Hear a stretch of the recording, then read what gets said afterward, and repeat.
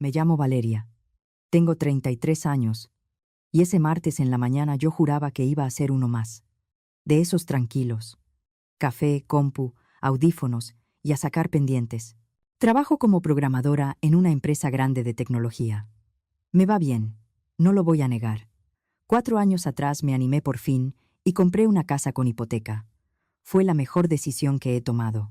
Armé mi estudio ahí mismo, en un cuarto que dejé solo para trabajar. Y desde que la empresa se puso flexible con lo remoto, mi vida se acomodó. Despertar, bañarme, hacer café y sentarme a trabajar sin aventarme el tráfico, una bendición. Y justo por eso, mi plan había cambiado en los últimos meses. Hace como un año conocí en línea a un chavo increíble, Mateo. Él vive en Querétaro. Empezamos con lo típico: mensajes, llamadas, videollamadas y luego ya visitas. Él venía a Ciudad de México, yo iba para allá. Lo nuestro, aunque a distancia, se sentía real, estable. Tanto que yo ya estaba pensando en vender mi casa y mudarme con él para intentarlo en serio. Si puedo trabajar desde cualquier lado, ¿por qué no? Ese martes estaba clavada en un pedazo de código cuando sonó el correo. Normalmente ni lo volteo a ver cuando estoy concentrada. Pero algo me jaló. No fue mi correo normal. Era el correo viejo, el que casi no uso, el que tengo por si acaso. Y ahí vi el remitente. Mamá, se me fue el aire. Literal. No hablo con mi familia desde hace 5 años. 5 completos. Y no fue por un malentendido. No fue, ay, se nos pasó el tiempo. Fue porque ellos me borraron, me sacaron, y yo cerré la puerta. Para que se entienda, me tengo que regresar. Mis papás se llaman Patricia y Héctor. Ya andan en sus 60s. Yo tengo una hermana mayor, Renata, 3 años mayor que yo. Ella está casada con Diego y, bueno, digamos que son tal para cual cuando se trata de tomar decisiones. Hace 5 años yo todavía iba a la comida de los sábados con mis papás. Era tradición. Yo vivía en un departamento rentado, trabajaba un montón y ahorraba como loca para comprar casa. Tenía una meta clarísima. Quería juntar para un enganche grande y que la mensualidad no me ahorcara. Yo traía ahorrados como 2.160.000 pesos. Me acuerdo perfecto porque me sentía orgullosa. Era mi esfuerzo, mis desveladas, mis no a viajes, mis fines de semana sin gastar. Todo. Y entonces llegó ese sábado que me cambió la vida. Entré a casa de mis papás, en Naucalpan, y Renata y Diego ya estaban ahí, emocionadísimos, hablando con mi mamá y mi papá como si fueran a anunciar algo enorme. Yo saludé, dejé mi bolsa, me senté a la mesa, y mi mamá me sonrió de oreja a oreja. Renata va a abrir su negocio, hija, y nosotros sabemos que ahora sí le va a ir increíble. Yo sonreí por educación.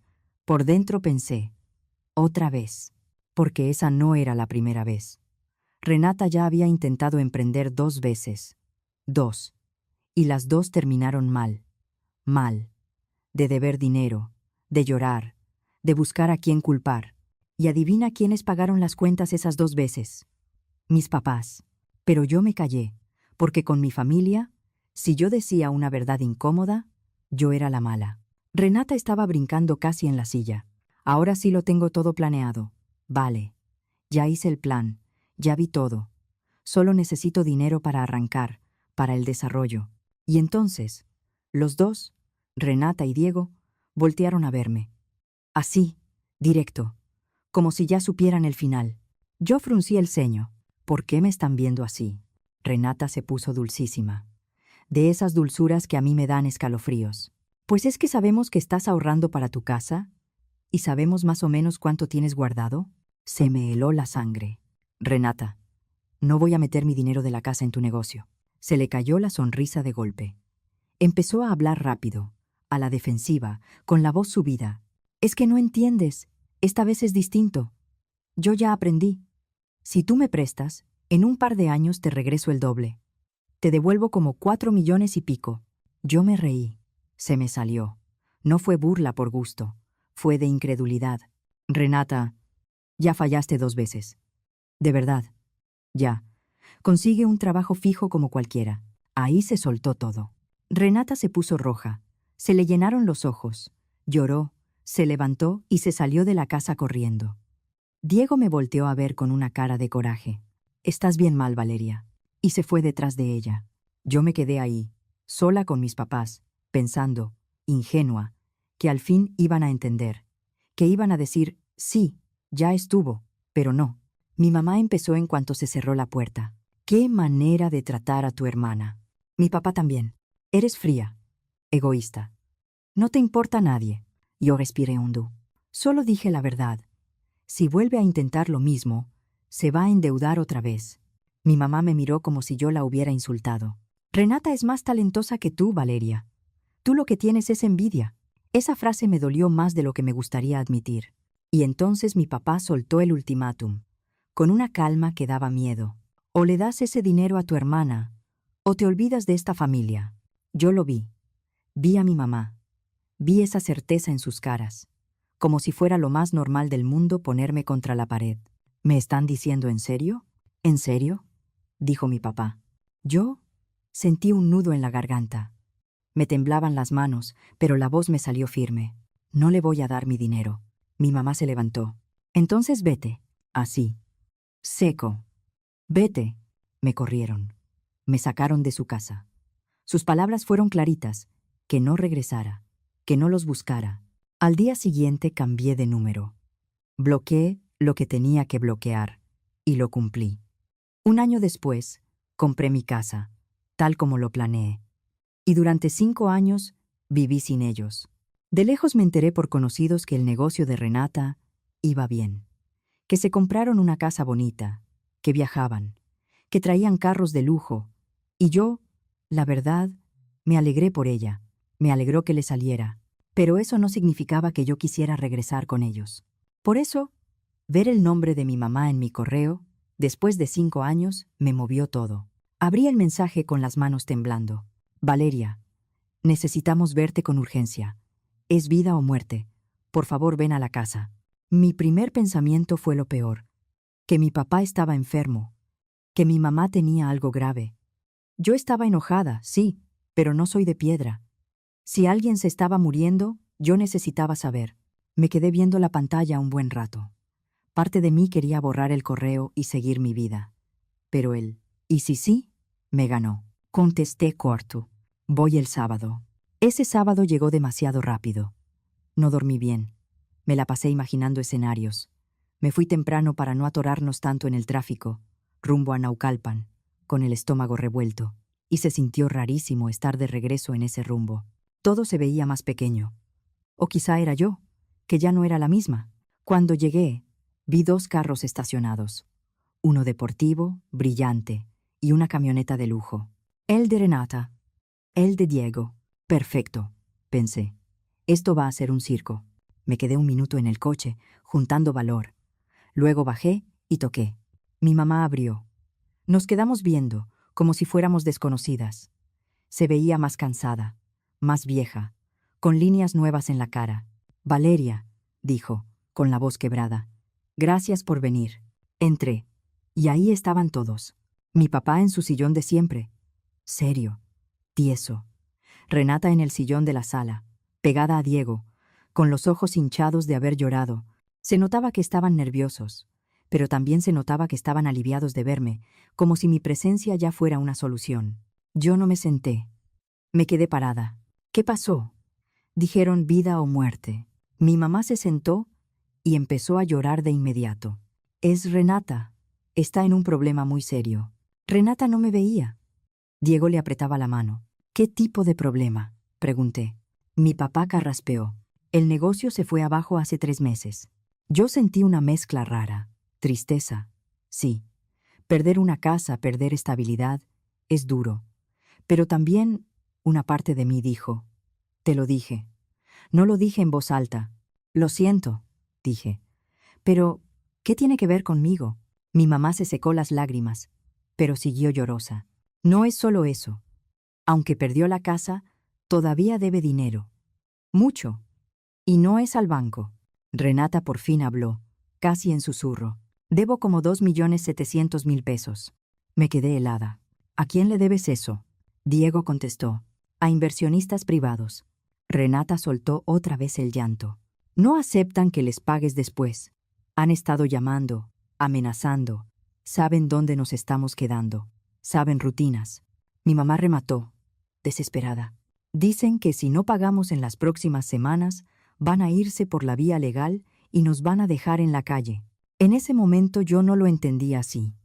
Yo solo escuché amenazas y peligro, porque era lo que ellos querían que yo escuchara. Yo sentí lástima, de verdad. Pero seguía sin entender por qué me citaron.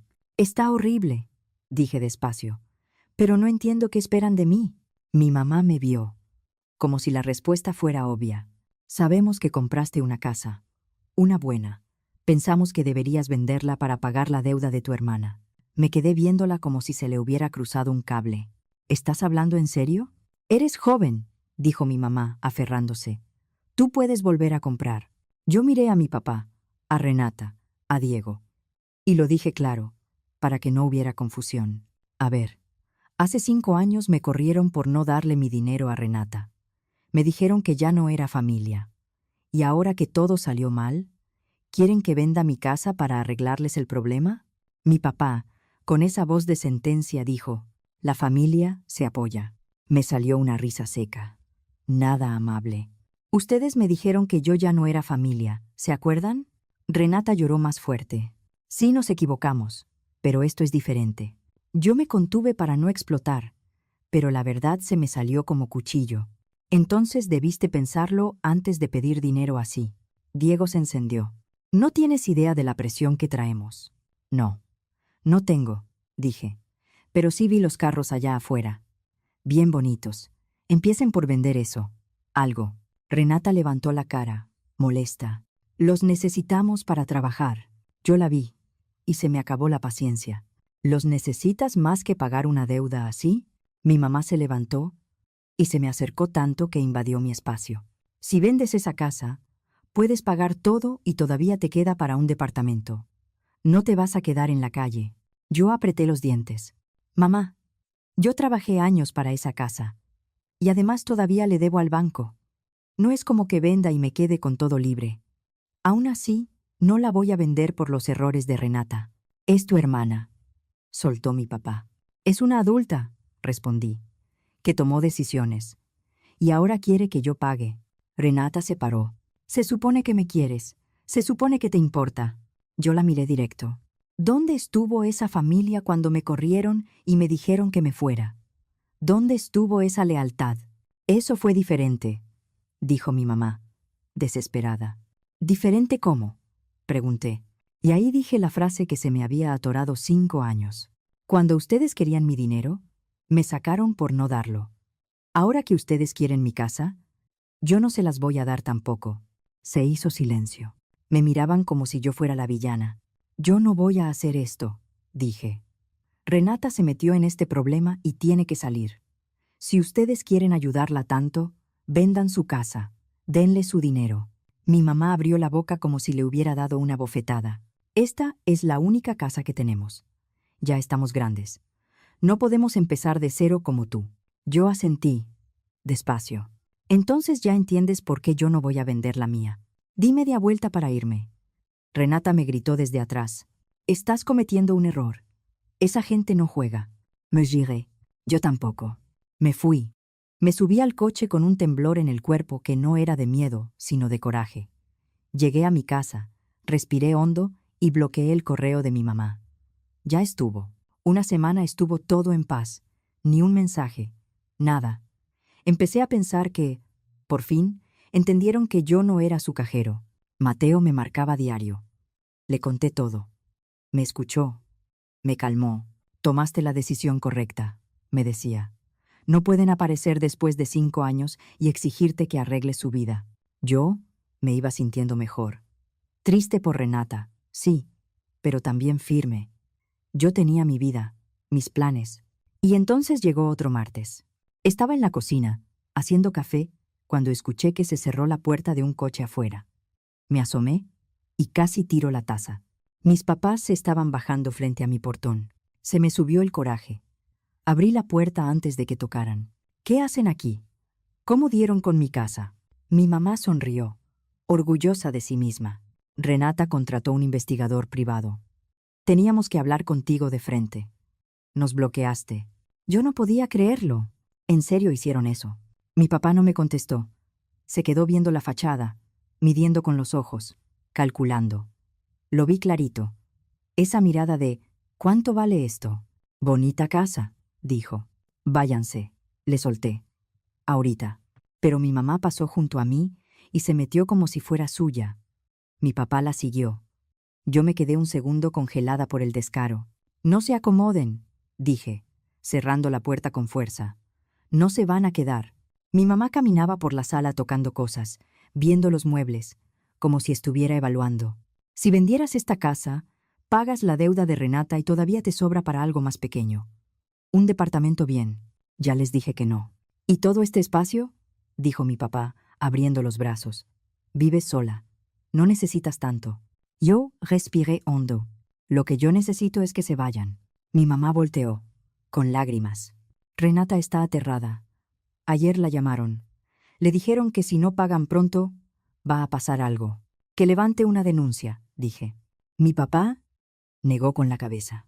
La policía no va a arreglar esto. No es así de fácil. Yo sentía que me hervía la sangre. Eso sigue sin ser mi problema. Váyanse. Ahorita. Mi mamá cruzó los brazos. No nos vamos hasta que aceptes ayudar. Entonces voy a llamar a la policía, dije, y saqué el celular. Mi papá me agarró del brazo. No seas exagerada. Suéltame, dije, firme. Y me zafé. Marqué. Sin teatro. Sin gritos.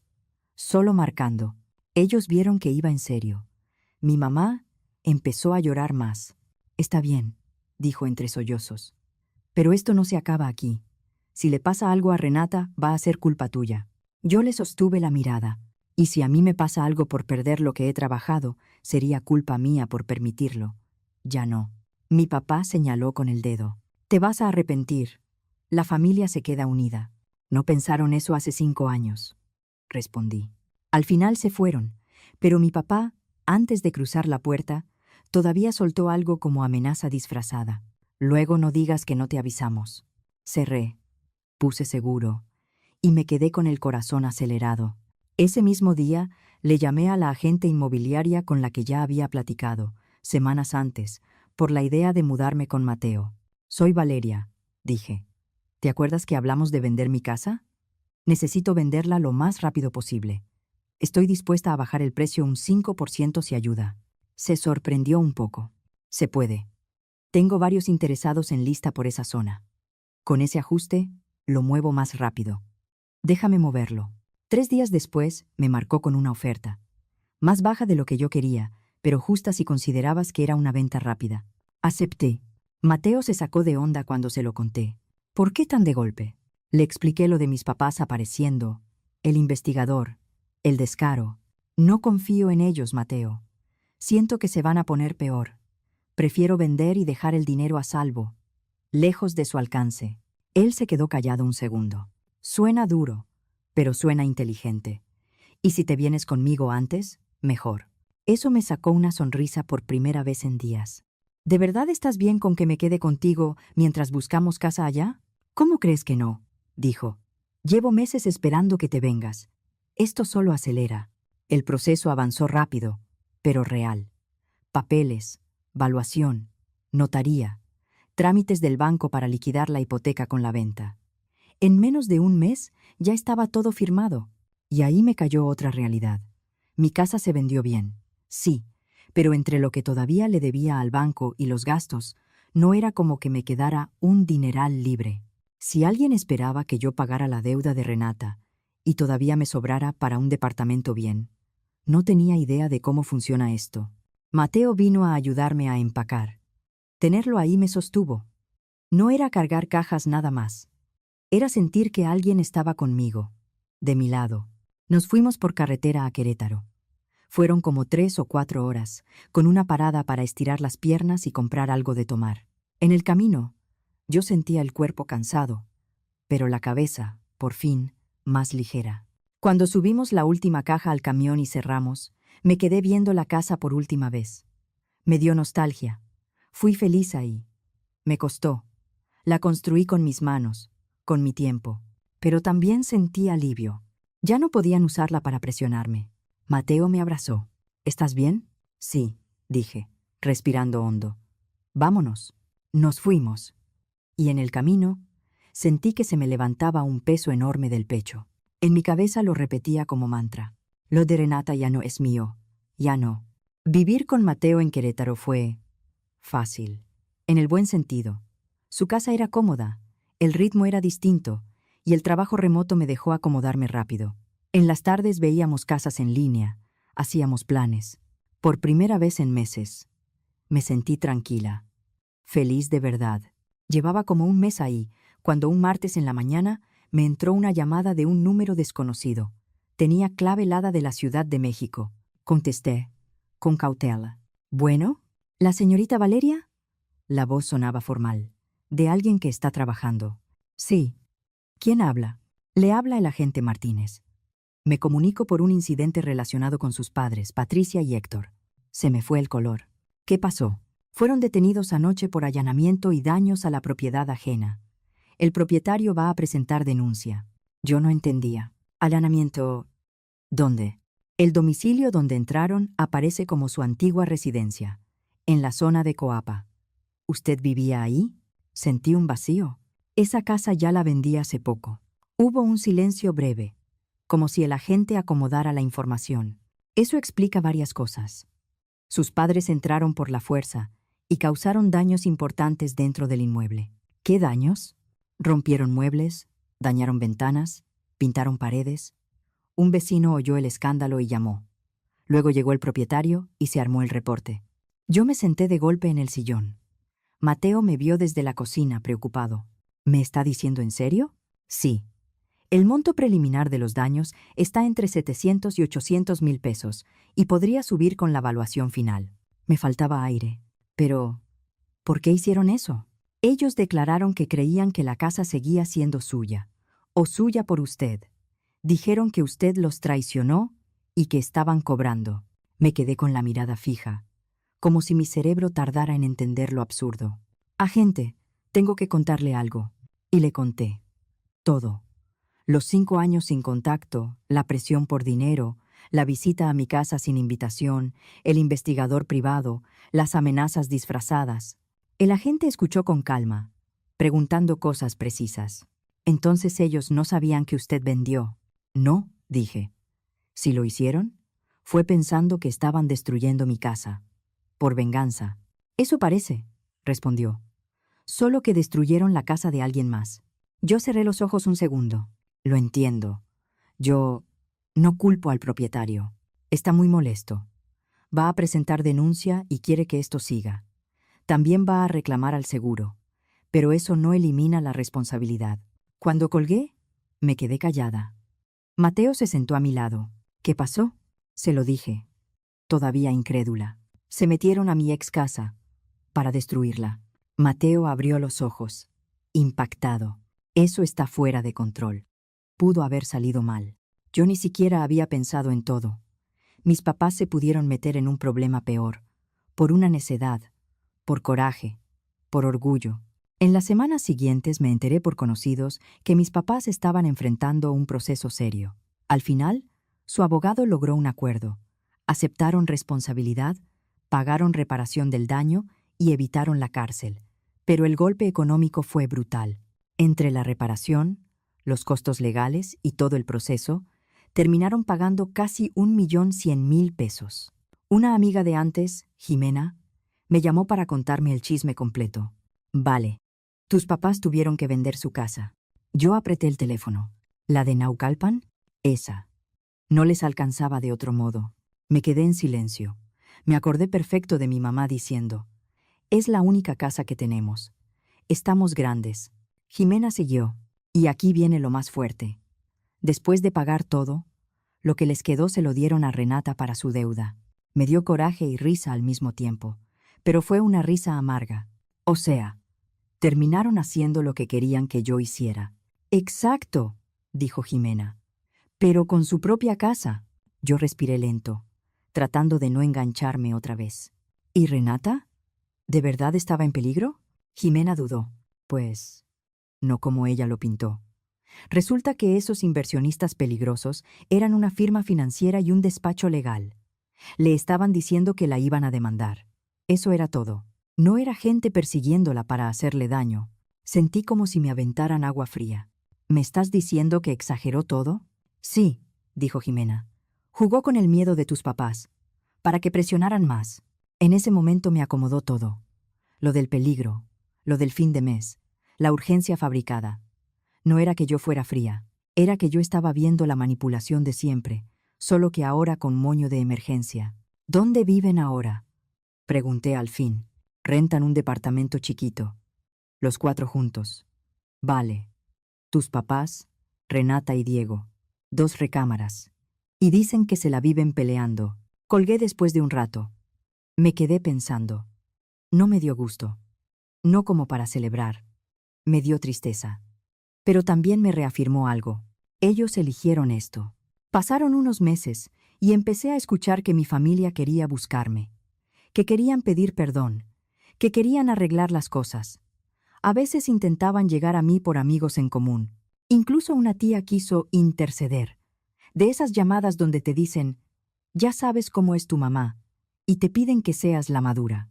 Siempre dije que no. Jimena me llamó otra vez, tiempo después. Tu mamá me pidió que te dijera que está arrepentida, que ya entendieron que hicieron todo mal, que quieren verte. Yo no grité, no me alteré, solo dije lo que ya tenía claro. Esta Argy, ¿vole? Son tus papás.